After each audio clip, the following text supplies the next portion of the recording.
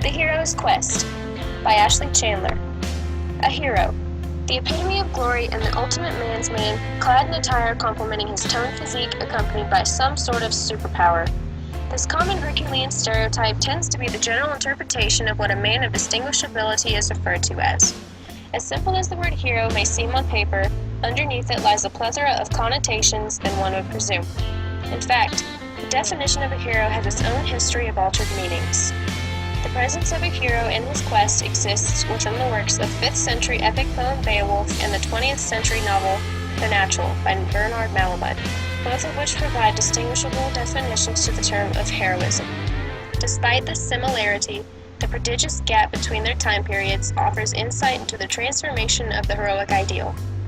The divergent works detail the evolution of heroes from the Anglo-Saxon boastfully courageous and almost inhuman hero to the modern egotistical mortal hero due to cultural, sociological, and historical influences.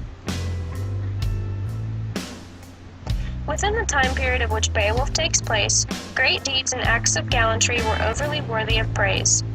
The prime virtue exalted in Beowulf is courage, and with this, the central figure of Beowulf, the brave knight, fights primarily for glory in order to boost his status and show that he occupies the foremost place among all Germanic heroes. The cultural influence of this Anglo-Saxon perception that tenacity is the key to renown is the driving force behind the daring actions completed by those seeking fame. Beowulf is a prime example of this, as he longed only for fame and leaped back into battle with Grendel's savage mother, displaying a cultural allusion to how men of the time battled in order to obtain glory. In the epic poem, it is mentioned that God sent the knight victory in defeating his foes, a historical allusion outwardly expressing that killing is considered an act worthy of reward, as opposed to modern times where the act would be viewed as a formidable crime.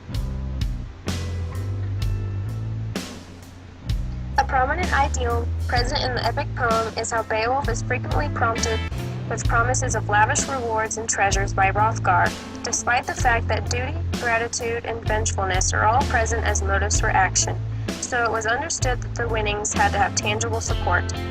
Although Beowulf is eager to collect his earnings, he shows little interest in keeping them, because the act of giving them away allows him to acquire even more honor, glory, and praise, while also advertising his resources, thus attaining a sort of proof of merit.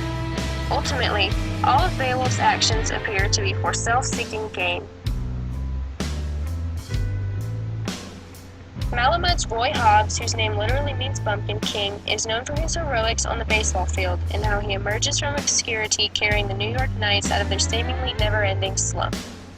Roy experiences setbacks time and time again in the pursuit of his grail, to be the best there ever was in the game. His glory unfortunately is shadowed by his actions that resulted in the deaths of Sam Simpson and Bump Bailey, both of which he shows little concern for because he has become so infatuated with the source of the majority of his problems, Memo Paris. In contrast with the perspective from Beowulf that the act of killing is perceived as positive, in the more modern 20th century that The Natural takes place in, the deed is cause for hatred because it is sociologically unacceptable in this time period.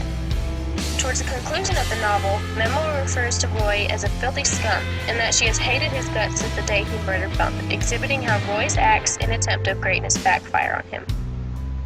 All throughout the novel, Roy aims for obtaining possessions he sees as valuable, and despite how hard he tries, he struggles out of anonymity, and is obviated from achieving them. This represents Roy's tragic flaw that he unknowingly aspires for what he is not meant to achieve, resulting in his ill-fated defeat.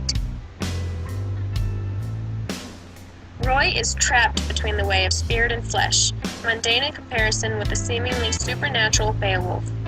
Heroes of the 20th century don't frequently possess superhuman powers, whereas these are banal in literature within the works of Beowulf's time period. Roy's mortality and natural skill is praiseworthy in modern times, due to the fact that people are socially more accepting of others without the possession of an otherworldly ability, and place more of an emphasis on merit.